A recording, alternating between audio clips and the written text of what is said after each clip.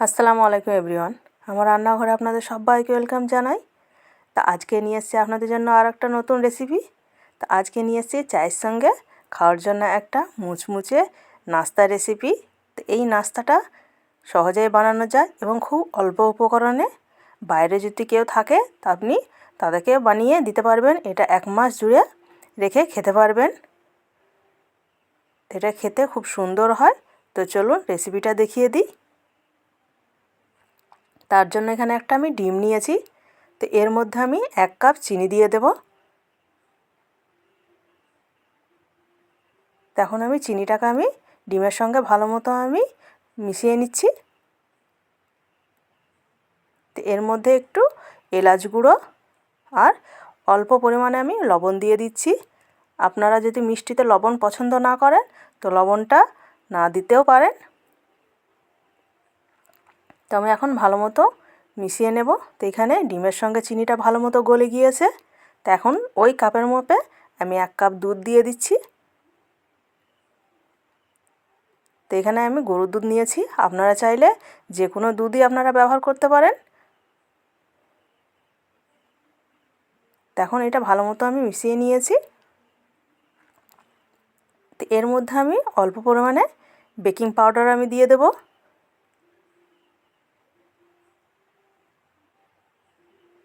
এখন বেকিং পাউডারটা আমি ভালো মতো মিশিয়ে নিচ্ছি।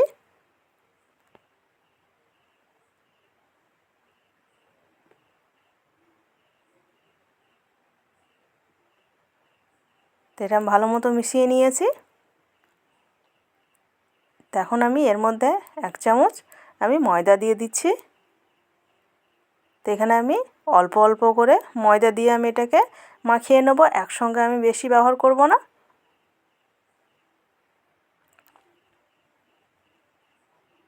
তো ময়দার পরিবর্তে আপনারা আটাও ব্যবহার করতে পারেন। তো আমি এখানে আবারও 1 চামচ আমি ময়দা দিয়ে দিচ্ছি।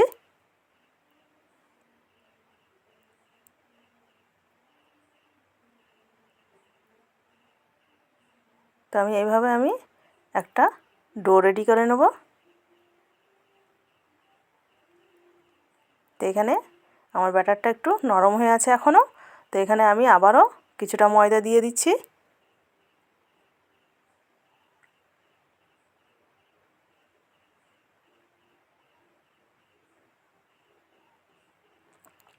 আবারও আমি ময়দাটাকে ভালো মতো মাখিয়ে নেব।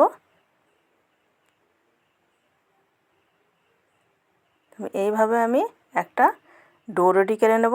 এইভাবে ময়দা মাখাতে মাখাতে যখন দেখবেন সবগুলো এক জায়গায় এরকম এক জায়গায় হয়ে গিয়েছে তখন জানবেন যে আপনার ডোটা রেডি হয়ে গেছে।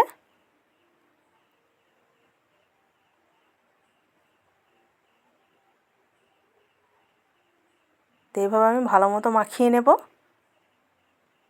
তখন আমি এগুলো হাত দিয়ে এরকম মাখিয়ে নিয়েছি। তো হাতে লেগে গেলে একটু হাতে তেল দিয়ে মাখিয়ে নেবেন। তেল দিয়ে আমি ময়ান দিয়ে নিয়েছি। তো এখন আমি এটাকে বেলে নেব। তো আমি সবটুকু এইভাবে আমি ভালো মতো সমান করে আমি 2 ভাগে ভাগ করে নিচ্ছি। তো অর্ধেকটা আমি রেখে দিচ্ছি আর অর্ধেকটা আমি নিয়ে এরকম লম্বা মতো আমি শেপ দিয়ে নেব। তো একটা ছুরির সাহায্যে আমি সবগুলো একই মাপের কেটে নিচ্ছি।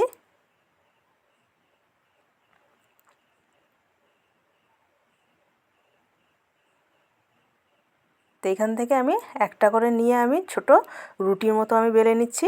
আমি একবারে পাতলাও করব না এবং খুব মোটা করব না, এরকম সাইজের। তো একটা ধারালো আমি ছুরি নিয়েছি। তো আপনারা এখানে পিৎজা কাটারও নিতে পারেন। তো এখন আমি মিডিলে এভাবে কেটে দেব। আমি 2 সাইডে একটু করে লাগিয়ে রেখে দিচ্ছি। তো এখন আমি এইভাবে আমি কেটে নিচ্ছি। তো এইভাবে কেটে নেবেন।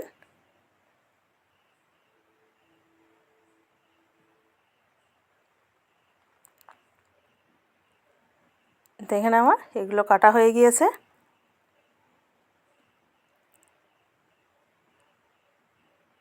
তো এখন এইভাবে আমি মিডিলটা কেটে নিয়েছি।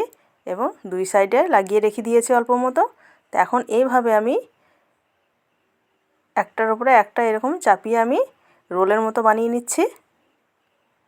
তখন আমি দুই সাইডটাকে এরকম হাত দিয়ে আমি চেপে দেব, যেন তেলে দেওয়ার সময় ছেড়ে না যায়। তো ভিতরটা এরকম হয়েছে। তো এইভাবে আমি বানিয়ে নিচ্ছি। তো আমি আবারও আর একটা দেখিয়ে দিচ্ছি আপনাদেরকে।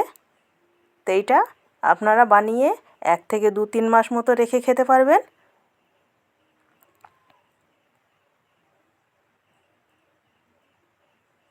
বাইরে যদি কেউ কাজের জন্য বা পড়াশোনার জন্য থাকে, তো যদি মনে করেন যে বানিয়ে পাঠিয়ে দেব, তো দিতে পারবেন, কারণ এটা অনেক দিন ভালো থাকে। তো এইভাবে আমি একটার উপরে চাপিয়ে রোলের মতো আমি করে নিচ্ছি।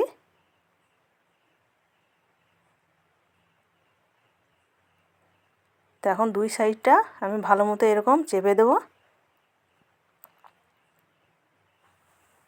তো এখন সবগুলো আমি এইভাবে বানিয়ে নিচ্ছি।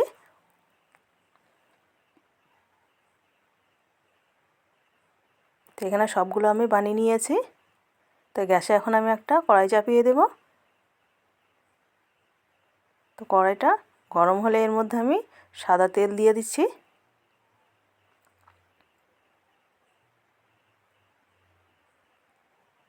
তখন তেলটাকে আমি গরম করে নিয়েছি।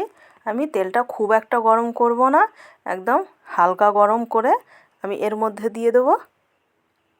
আর গ্যাসের ফ্লেমটাকে একদম লো টু মিডিয়ামে রাখতে হবে।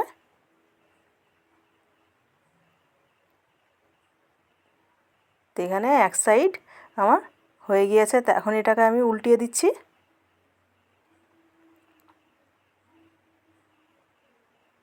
তো এটা ভাজতে খুব একটা তেল লাগে না, অল্প তেলের মধ্যে হয়ে যায়। তো এইভাবে আমি হালকা বাদামি কালার করে ভেজে নেব। তো এখানে ভাজা হয়ে গেছে, আর আমি লাল করব না।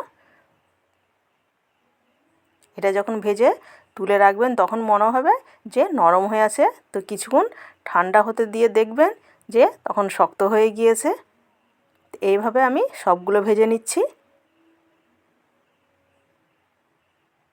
তো আমার রান্না যদি ইউটিউব থেকে দেখে থাকেন তো লাইক, কমেন্ট, শেয়ার এবং সাবস্ক্রাইব করে দিবেন। আর যদি ফেসবুক থেকে দেখে থাকেন তো প্লিজ ফলো করে দিবেন। তো এখানে এগুলো আমার ভাজা হয়ে গিয়েছে। তো এটাকে আমি প্লেটে উঠিয়ে দিচ্ছি। তো আপনাকে দেখিয়ে দিচ্ছি একটা প্লেটে যে কেমন হয়েছে। আর এখানে আমি আপনাদেরকে একটা ভেঙিয়ে দেখিয়ে দিচ্ছি যে কতটা মুচমুচে হয়েছে।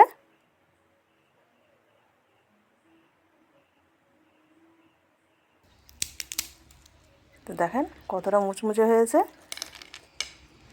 খেতে খুব সুন্দর হয় এবং একবার খেলে বারবার খেতে ইচ্ছে করবে।